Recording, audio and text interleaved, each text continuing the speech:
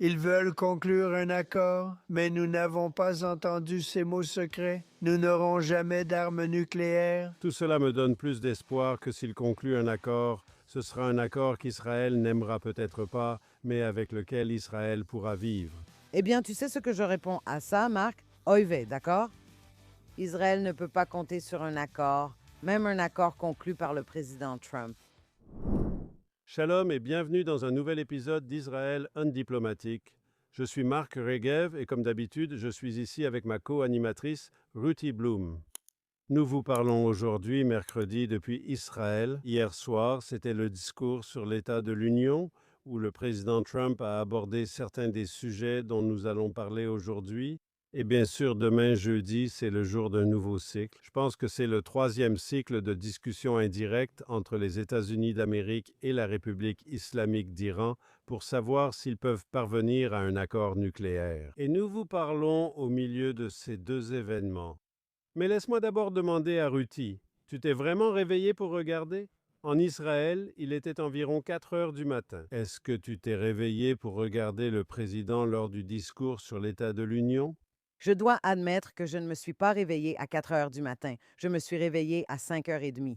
J'ai rembobiné et j'ai tout regardé. Ça, je peux le dire. J'ai trouvé que c'était un discours incroyable. Bien sûr, la majeure partie était consacrée à la politique intérieure des États-Unis, à la politique, etc., mais une partie était consacrée à la politique étrangère. Et c'est ce dont toi et moi allons parler. Alors, disons que nous voulons nous concentrer sur ce qui préoccupe, je dirais, la majeure partie du monde, mais surtout les Israéliens qui, d'un côté, font beaucoup de blagues et, de l'autre, expriment une anxiété anticipée à propos de quand cela va arriver. Et est-ce que c'est pour ce soir? Devra-t-on courir aux abris? Et je peux vous dire que chaque nuit, quand je vais me coucher, j'entends les avions de chasse de l'armée de l'air israélienne passer au-dessus de ma tête toute la nuit. Et cela alors qu'il y a des avions de chasse américains en Israël, des porte-avions dans la région et tout le reste. Tout le monde est sur des charbons ardents. Et comme vous l'avez dit, une nouvelle série de négociations. Alors ici, écoutons simplement ce que le président Trump a dit à propos de la République islamique dans son discours sur l'état de l'Union. Et c'était bien avancé dans le discours. C'était quelque chose comme, je ne sais pas, plus d'une heure après le début de son long discours. En tant que président, je ferai la paix partout où je le pourrai, mais je n'hésiterai jamais à affronter les menaces contre l'Amérique où que ce soit nécessaire. Le régime et ses relais meurtriers n'ont répandu que le terrorisme, la mort et la haine. Ils ont tué et mutilé des milliers de membres des forces armées américaines et des centaines de milliers, voire des millions de personnes. Ils ont tué au moins, il semble, 32 000 manifestants dans leur propre pays. Ils ont déjà développé des missiles capables de menacer l'Europe et nos bases à l'étranger, et ils travaillent à construire des missiles qui atteindront bientôt les États-Unis d'Amérique.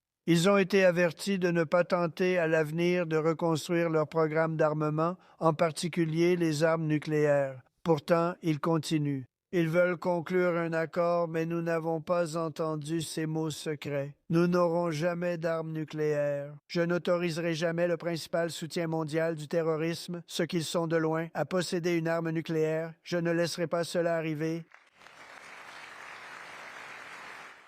Alors, Marc, c'était l'une des nombreuses ovations debout que le président a reçues pendant ce discours. Je ne les ai pas comptées. Je suis sûr que quelqu'un l'a fait. Beaucoup, beaucoup, beaucoup. Bien mérité, sauf sur un point dont toi et moi avons déjà parlé, et c'est son insistance sur un accord qui empêche la nucléarisation. Et je dis, je me fiche de ce qu'il y a dans leur accord. On ne peut pas conclure un accord avec ces idéologues religieux. Donc la question que tout le monde se pose est, est-ce que le président Trump se prépare réellement à une action militaire? Il ne cesse de dire, je préfère un accord, je préfère un accord. Maintenant, est-ce qu'il le pense vraiment? Et qu'en penses-tu? Préfères-tu un accord à une action militaire? Je voudrais revenir en arrière et dire autre chose. Trump est très populaire en Israël. Les Israéliens l'aiment bien. Et c'est en fait intéressant parce que la première fois que Trump s'est présenté comme candidat à la présidence en 2016 et qu'il s'est opposé à Hillary, ils ont sondé les Israéliens. Les Israéliens ne votent pas aux élections américaines. Nous ne sommes pas citoyens américains. C'était 2 tiers pour Hillary, 1 tiers pour Trump en 2016. Et donc, par rapport à n'importe quelle comparaison américaine, les Israéliens étaient vraiment un État bleu, un État démocrate. 2 tiers pour Hillary, ça faisait de nous comme New York ou la Californie, non? Cela s'explique par le fait que les Israéliens ne savaient pas vraiment qui était Trump. Et puis Hillary était la sénatrice de New York, elle venait souvent ici, et elle était la femme de Bill, et les gens aimaient Bill en Israël pour toutes sortes de raisons. Tout a complètement changé quand Trump s'est présenté contre Biden en 2020, puis à nouveau en 2024, où Trump a obtenu les 2 tiers des voix des Israéliens. Nous sommes donc devenus un État rouge.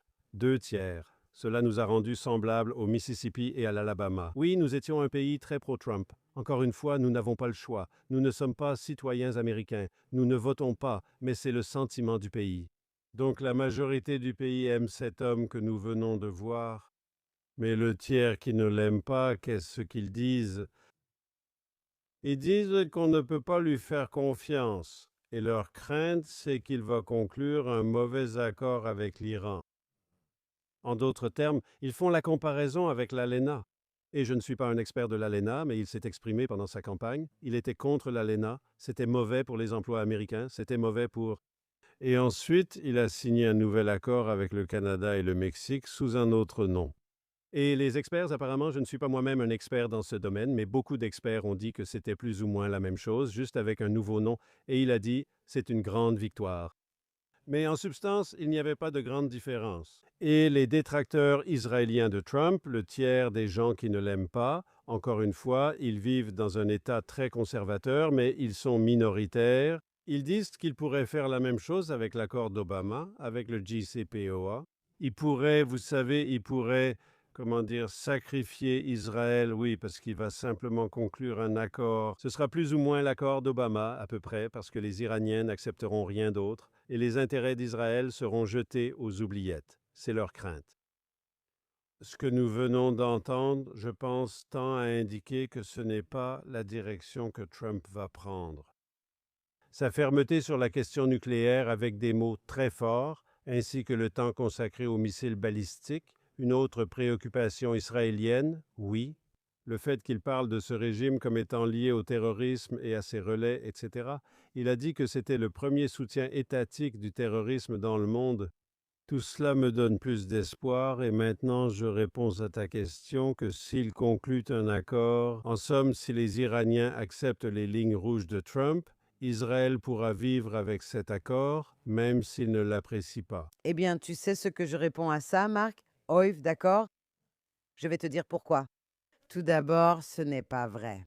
C'est vrai ce que tu as dit sur le fait que la plupart des Israéliens aiment Trump.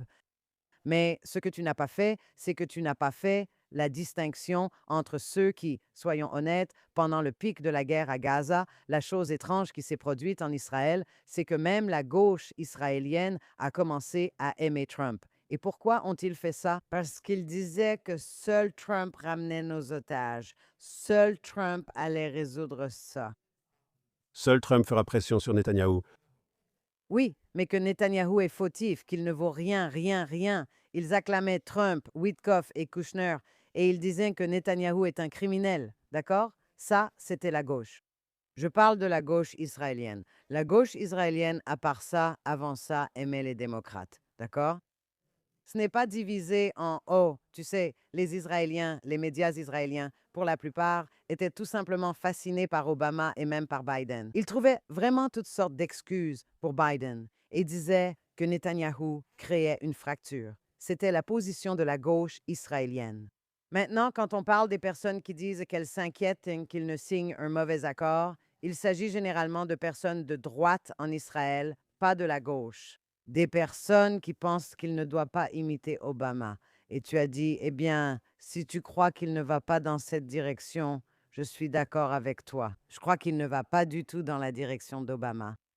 Cela dit, encore une fois, tu as dit, et dans ce cas, alors nous pouvons lui faire confiance pour conclure un bon accord. Nous pouvons vivre avec ça. Nous pouvons vivre avec ça. Non, nous ne pouvons pas. Nous ne pouvons vivre avec aucun accord conclu avec la République islamique et les ayatollahs. Et le peuple iranien l'est aussi. C'est pourquoi il y a un sentiment grandissant en Iran. Nous le savons simplement grâce aux manifestants iraniens qui ont réussi à faire passer ce message et à sortir ces pancartes. Ils disaient à ce stade qu'ils préféraient qu'Israël mène une opération militaire. Lors de la guerre de 12 jours en juin, Israël a commencé et les États-Unis s'y sont joints et ont détruit la plupart des installations nucléaires. Mais comme l'a dit Trump dans son discours sur l'état de l'Union, il a dit: nous avons démoli leurs installations nucléaires et ils ont immédiatement recommencé à construire. Quoi qu'il en soit, c'est ici que nos chemins se séparent.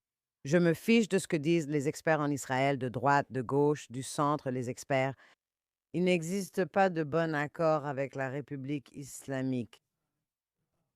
Peu importe si toutes les conditions de Donald Trump sont remplies, parce qu'ils ne s'y tiendront pas, ils ne le respecteront pas, ils ne le permettront pas, nous l'avons vu, nous le savons.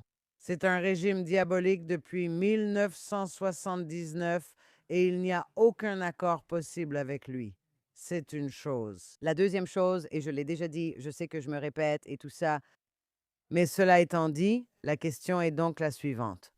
L'administration américaine, qui elle-même est divisée sur cette question, quel camp, je dirais, aura le plus de poids en ce moment? Parce que ce que nous voyons avec tous ces porte-avions, ces armes, ces avions, cela donne vraiment l'impression que c'est pour cela que les Israéliens croient qu'une attaque américaine est imminente. Le sommet international de politique JNS 2026 aura lieu du 15 au 17 avril au Waldorf Astoria à Jérusalem. Inscrivez-vous dès aujourd'hui sur jnssummit.org et utilisez le code promo JNSTV. C'est JNSTV en un seul mot pour bénéficier de 20% de réduction sur tous les billets. J'ai hâte de vous voir à Jérusalem. Donc, je dirais que les Israéliens sont bien sûr très attentifs à cela parce que s'il y a une guerre, il y a des chances que nous ayons des missiles sur les villes israéliennes et les gens doivent prendre des précautions, etc. Peut-être que notre pays, vous savez, l'aéroport et d'autres lieux seront fermés, seuls les services d'urgence resteront actifs. Mais je dirais que la plupart des Israéliens, du moins les personnes à qui je parle, je ne sais pas si c'est représentatif, vous savez, ils sont moins inquiets à propos d'une guerre parce qu'ils pensent que nous pouvons survivre à cela et la gagner. Ils sont plus inquiets à propos de la possibilité d'un mauvais accord. D'accord? Un mauvais... Ou n'importe quel accord. Non, mais c'est là que nous voulons en venir. Toi et moi avons des avis différents. Je dirais qu'il y a ce qui est souhaitable et ce qui est possible. Un Américain très célèbre, je ne me souviens plus qui, disait toujours: ne laissez pas le bien faire obstacle au parfait. Si vous laissez le parfait faire obstacle au bien. Merci pour la correction, vous avez raison. Ne laissons pas le parfait bloquer le bien. Si c'est possible, et je n'en suis pas sûr, je suis très sceptique. Oui, je suis très sceptique quant à la capacité des Iraniens à respecter les lignes rouges fondamentales de Trump sur la question nucléaire. Mais s'il est possible d'obtenir un accord qui mette effectivement fin une fois pour toutes à leur programme nucléaire, celui-ci doit contenir deux éléments. Nous en avons parlé dans des émissions précédentes. Netanyahou en a parlé publiquement. Premièrement, tout l'uranium enrichi à l'intérieur de l'Iran est retiré de l'Iran. Et deuxièmement, leur capacité à enrichir davantage d'uranium à l'avenir. Cette capacité est également éliminée. Si vous pouvez obtenir ces deux choses de manière vérifiable et que l'allègement des sanctions n'a lieu qu'après que ces choses se produisent réellement et non sur la base d'une simple promesse. On peut aborder les autres questions, les proxies et les missiles. Trump a parlé avec éloquence des missiles. Mais si vous pouvez dénucléariser l'Iran dans le cadre d'un accord, et j'ai bien dit si, parce qu'il n'est pas clair pour moi que tous les Iraniens accepteront ces conditions, mais si vous pouvez obtenir un accord sérieux avec l'Iran qui met réellement en œuvre ces choses, je dirais, comme le disent les Juifs le soir du Seder pendant la Pâque pour nos auditeurs et téléspectateurs non juifs, n'est-ce pas? Je dirais daillez-nous, ça suffit. Non. Je dis que ce n'est pas parfait. Mais si tu peux vraiment... Non, parce que Marc, je veux insister encore une fois, parce qu'ils mentent et ils ne respecteront aucun accord. Tu dis que c'est vérifiable. Laisse-moi te dire autre chose. Ça ne marchera pas parce que la Chine et la Russie fournissent déjà l'Iran. tout ce qu'ils accepteront avec les États-Unis sera contourné. D'accord? C'est un problème mondial. Et ils pourraient dire, bon, tu sais quoi? Nous ne développerons pas d'armes nucléaires. D'accord, jamais. Et puis, tu sais, la Chine les fournit, la Corée du Nord les fournit. Ça ne va pas marcher. Mais de toute façon, on ne peut faire confiance à aucun accord qu'ils signent. Et ce n'est jamais vérifiable. Et en plus, de toute façon, ça ne fonctionnera pas. Je suis d'accord avec toi. Les Israéliens sont tous prêts à retourner dans les abris. Tu sais, je pense que la plupart des Israéliens, et d'ailleurs je pense que c'est vrai aussi bien à droite qu'à gauche, préféreraient une frappe sérieuse, même si cela nous met en danger. Et tu sais, on espère, le gouvernement, on croit que cette fois-ci, contrairement au 7 octobre, le gouvernement israélien, l'armée et les services de sécurité nous protègent, qui font vraiment attention au moment où il faudra qu'on se prépare à ça. De nombreux Israéliens s'y préparent mentalement et se demandent s'ils doivent maintenir ou annuler leur voyage en Europe cette semaine. Où est-ce que je devrais avoir mes chaussures à côté de mon lit pour courir à l'abri anti-bombe? Toutes sortes de choses comme ça. Est-ce que je devrais acheter plus de provisions? Toutes sortes de discussions comme ça se sont un peu calmées pendant un moment parce que quand Trump a dit le mois dernier, vous savez, l'aide arrive pour le peuple iranien, tous les Israéliens ont commencé à acheter des piles pour leur radio et des choses comme ça. Ils pensaient que cela arriverait d'une seconde à l'autre, comme le peuple iranien. Malheureusement, beaucoup ont été massacrés entre-temps et le sont encore. En bref, toi et moi ne serons jamais d'accord. Pour moi, il n'y a pas de bon accord. Eh bien, peut-être que notre discussion ou notre débat ici n'est que théorique, parce que j'ai dit ouvertement, je viens de le dire à l'instant, que je suis très sceptique quant à la capacité des Iraniens à accepter les choses que vous jugez nécessaires. À moins que tu ne craignes que Trump veuille juste un accord, ses détracteurs disent qu'il ne s'intéresse pas vraiment au fond, il veut seulement une victoire à ajouter à son actif et pouvoir dire j'ai fait ça, la paix en Afrique, en Asie, entre l'Inde et le Pakistan, etc., comme il l'a évoqué dans son discours. Mais si tu soutiens que Trump est sérieux à propos d'obtenir un accord qui fait réellement ce qu'il promet, c'est justifié. Parce que l'accord JCPOA, celui d'Obama, oui, ils affirmaient empêcher l'Iran de devenir une puissance nucléaire, mais cela n'a jamais fonctionné faute des bons ingrédients. Je vais aussi te dire franchement, oui, s'il y a un accord qui fait ces choses-là, il est très difficile pour Israël de dire qu'on n'aime pas ça, n'est-ce pas? Si Donald Trump obtient un accord qui remplit ces conditions et que tu es le premier ministre d'Israël, tu peux, tu sais, nous, en tant que chroniqueurs et en tant que personne qui commente, oui. Mais pour le premier ministre israélien, pour n'importe quel premier ministre israélien, déclarer nous sommes contre cet accord avec ce président américain. Je pense que c'est pourquoi Benjamin Netanyahou a clairement déclaré publiquement je suis sceptique quant à un accord avec l'Iran. Mais s'il doit y avoir un accord, il doit contenir ces éléments. D'accord, oui. Tu as tout à fait raison de dire que Benjamin Netanyahou est dans cette situation difficile, parce qu'en 2015, il s'est adressé à la session conjointe du Congrès pour mettre en garde contre l'accord, et Barack Obama a boycotté cette session. Et c'est terrible de voir comment Netanyahou provoque une rupture avec Washington. Je veux dire, c'est ce que la gauche disait en Israël.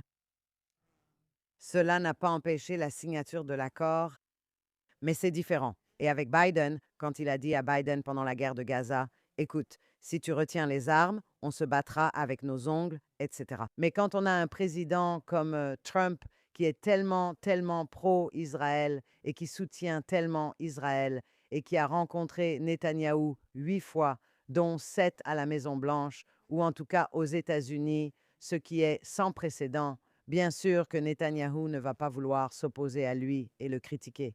Il ne voudra jamais faire ça. Cela dit, tout comme Trump l'a dit dans son discours sur l'état de l'Union, nous devons protéger les Américains. Netanyahou dit mon devoir est de protéger les Israéliens et le peuple juif. Maintenant, il est possible que si un accord ridicule est signé, je me fiche de ce qu'il contient. Comme je l'ai dit, peu importe ce qu'il y a dans cet accord. Même s'il répond à toutes les attentes de Netanyahou, ce sera un faux accord. Donc les Israéliens ne seront pas en sécurité. Personne ne le sera, pas seulement les Israéliens. Donc, ce qui devra se passer, c'est qu'Israël, encore une fois, devra être sur la défensive et attendre que nous soyons attaqués. Ou alors, il y aura un genre de terroriste et nous allons simplement jouer au tap-taupe encore une fois. Et à ce propos, juste un autre point qui préoccupe les Israéliens, à juste titre d'ailleurs, c'est que l'armée israélienne renforce la sécurité dans le nord d'Israël. Parce que ce que nous savons, c'est que la République islamique a demandé ou fait pression sur le Hezbollah au Liban pour qu'il attende s'il y a une intervention américaine. En cas de frappe, il devrait se joindre à l'Iran pour attaquer Israël. Les Houthis ont également déclaré qu'ils le feraient. Le fait est que lorsque votre ennemi dit quelque chose, il faut le prendre au sérieux. Et en ce moment, comme je l'ai dit, les Israéliens se préparent à quelque chose qui pourrait arriver ou non. Mais si ce n'est pas le cas, si les États-Unis ne font rien, n'oubliez pas qu'en juin, Israël a frappé l'Iran en premier. C'était en représailles après tous ces missiles et attaques de l'Iran, du Hezbollah, etc., et des Houthis. Mais encore une fois, Israël ne peut pas compter sur un accord, même si c'est le président Trump qui le conclut. Donc, je dirais ceci. Il est clair pour moi que, comme vous l'avez justement dit, c'est le rôle du président américain de protéger le peuple des États-Unis et c'est le rôle du gouvernement israélien et du premier ministre israélien de protéger le peuple d'Israël. C'est ça, l'essentiel. Et parfois, les intérêts ne sont pas 100% parallèles. Oui, parfois, il peut y avoir des priorités différentes et ainsi de suite. Et je comprends cela. Tout ce que je dis, c'est que si Trump parvient vraiment à obtenir un accord qui, en fait, mette un terme à tout ça, c'est quelque chose qu'Israël... Nous aurons du mal à dire non, mais je pense que ce que nous pouvons toujours dire, et je pense que Netanyahou l'a déjà dit dans le passé, et il le redira, c'est qu'Israël se réserve toujours le droit. Vous savez, l'Amérique et Téhéran, oui, ce régime islamique peut signer un accord, mais Israël se réserve toujours le droit d'agir pour protéger notre propre peuple. C'est un accord bilatéral entre les États-Unis et l'Iran, la République islamique. Les deux parties vont respecter cet accord, nous l'espérons, oui, sinon il y aura des conséquences sur leurs relations. Cependant, Israël, il est possible que certaines parties de l'accord nous conviennent ou non selon son contenu, s'il existe un accord, mais nous nous réservons le droit d'agir. Rien n'empêchera Israël d'agir pour défendre notre peuple. Aucun accord international. Vous avez soulevé une question importante, celle du Liban, que tous les spectateurs d'Israël diplomatique ne connaissent pas forcément, parce que nous savons que lors de la guerre de 12 jours l'été dernier, en juin de l'année dernière, nous avons surpris l'Iran avec notre attaque. Et l'une de leurs plus grandes frustrations était leur bras armé le plus important, le Hezbollah au Liban, pour lequel ils ont littéralement dépensé des centaines de millions, voire des milliards de dollars au fil des années, afin de construire la machine militaire du Hezbollah. Parce que le Hezbollah a été plusieurs fois frappé par Israël et que nous avons éliminé leur direction, Nasrallah et d'autres, n'est-ce pas? Le Hezbollah a choisi de ne pas intervenir, ce qui a mis l'Iran en colère contre lui. Du point de vue de l'Iran, nous avons mis tous ces efforts pour développer cet atout qui était censé être là pour nous, et quand il a vraiment fallu agir, le Hezbollah était inutile. Maintenant, puisque tout le monde parle de guerre et qu'une frappe contre l'Iran ne sera pas une surprise, cela pourrait être une surprise tactique, mais ce ne sera pas une surprise stratégique. Les Iraniens mettent beaucoup de pression sur le Hezbollah pour qu'il s'implique. Et il n'est pas impossible qu'il le fasse cette fois-ci. Nous pourrions aussi avoir des missiles venant du Liban ainsi que des missiles venant d'Iran. Maintenant, la capacité du Hezbollah à nous nuire est grandement réduite depuis toutes les frappes israéliennes et, vous savez, nous avons vraiment détruit leur machine militaire, mais elle a encore une capacité résiduelle. Mais si le Hezbollah s'implique, je prédis de bonnes choses. Je prédis que tout d'abord, Israël sera capable de bien protéger notre peuple et pourra accepter de riposter très durement contre le Hezbollah. Je pense que le Hezbollah va s'isoler encore plus au Liban en entraînant le Liban dans une guerre avec Israël pour un pays étranger, pour l'Iran, et cela permettra peut-être, une fois la guerre terminée, des mesures plus agressives et énergiques de la part du reste du Liban contre le Hezbollah. Et enfin, je veux faire une prédiction. Il y a eu des rapports il y a 3 ou 4 semaines selon lesquels le Hezbollah et le gouvernement syrien, dont vous n'êtes pas fan, vous l'appelez un terroriste en costume, et à bien des égards, c'est effectivement un terroriste en costume. On parlait d'une guerre entre eux deux, et je pensais à ce qui suit. Si le Hezbollah tire sur Israël et qu'Israël riposte, et qu'il y a une guerre Israël-Hezbollah au Liban, n'est-il pas possible que ce gouvernement syrien, pour ses propres raisons, et il a une longue liste de raisons de vouloir se venger du Hezbollah, veuille sa revanche contre le Hezbollah? Est-ce que tu pourrais voir des forces syriennes traverser la frontière syro-libanaise et attaquer des cibles et des bases du Hezbollah le long de la vallée de la Bekaa, qui est juste à la frontière avec la Syrie? De cette façon, non seulement les Syriens obtiennent leur revanche, mais le régime syrien gagne aussi des bons points à Washington, ce qui est très important pour eux. Eh bien, beaucoup de choses dans ce que tu viens de dire, cette hypothèse, dépendront de la Turquie. Tu sais, le néo-ottoman Erdogan, qui est un autre acteur malveillant, et malheureusement, il rejoint le Conseil de la paix à Gaza, etc. Mais il a une bastion en Syrie. Et aussi, vous savez, j'espère que si le dirigeant syrien veut tuer quelques terroristes du Hezbollah, il pourrait vouloir arrêter de tuer des Kurdes, des chrétiens et des Druzes en Syrie. Vous savez, sa soif de sang est un peu problématique, mais bon, c'est le Moyen-Orient, d'accord? Et c'est ce que les Américains, et peu importe à quel point ils sont pro-Israël, ont du mal à comprendre. Et Trump a du mal à le comprendre. Mais bien sûr, Steve Witkoff et Jared Kushner, quand ils parlent de la politique au Moyen-Orient, mais aussi des rencontres culturelles, c'est comme s'ils vivaient sur une autre planète par rapport à ceux avec qui ils traitent. Et vous savez, chaque fois qu'un homme en robe vient les voir et se montre gentil avec eux, oh, voilà, mon garçon, nous avons eu une réunion fructueuse. Ils ne comprennent pas que ces djihadistes, religieux, fanatiques, la logique occidentale ne fonctionne pas avec eux. C'est une chose qu'ils ne comprennent pas. Mais je voulais aussi dire, vous savez, j'ai oublié de le mentionner, qu'aujourd'hui, juste après le discours sur l'état de l'Union du président Trump, le porte-parole du ministère des Affaires étrangères de la République islamique, le porte-parole, en d'autres termes, le porte-parole d'Aragchi, a publié ce long tweet disant que tout n'est que mensonge, que l'Amérique ment, qu'Israël est génocidaire, qu'Israël ment. Nous sommes comme Goebbels. C'est de la propagande et la vérité. Et si vous répétez un mensonge suffisamment de fois, il finira par s'imposer, etc. Ce long, long tweet en anglais, je veux dire, dans d'autres langues aussi. Je suis sûre qu'en farsi également. Et ça, c'est juste après que Trump ait parlé. C'est juste avant que Witkoff ne parte rencontrer le patron de ce porte-parole pour négocier de bonne foi, soi-disant. D'accord. Donc, vous savez, et pendant tout ce temps, les membres du régime traitent Trump de cochon jaune. Ils disent qu'ils vont tuer des généraux américains. Donc, vous savez, j'ose croire que Trump écoute tout ça.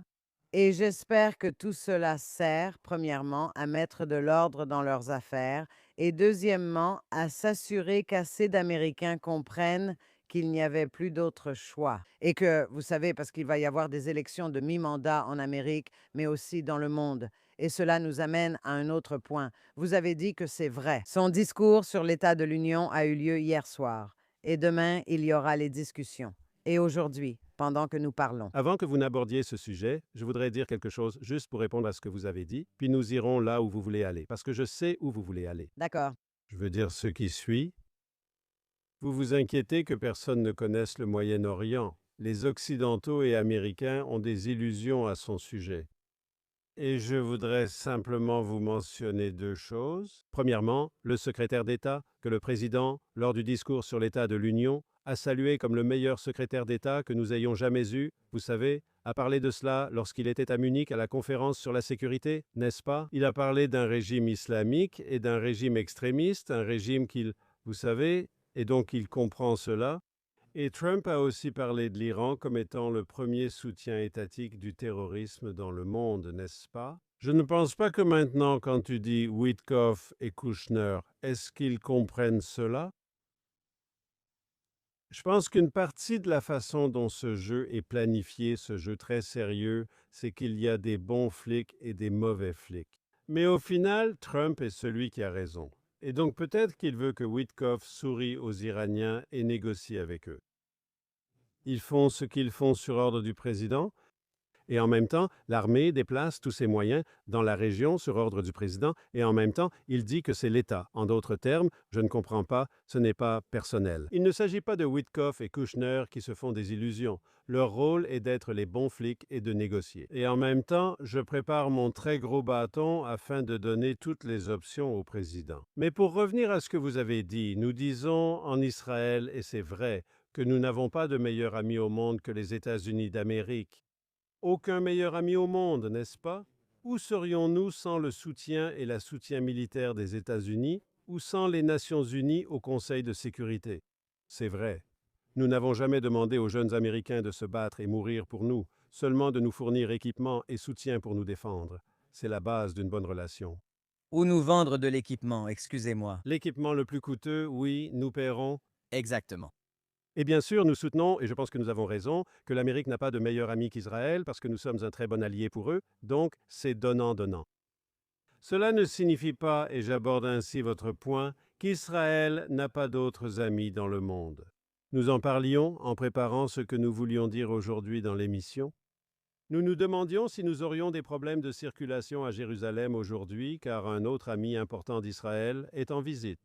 Et c'est le Premier ministre de l'Inde, M. Modi. Et maintenant, soyons clairs ici. L'Inde, tout d'abord, est la plus grande démocratie de la planète du point de vue de la population.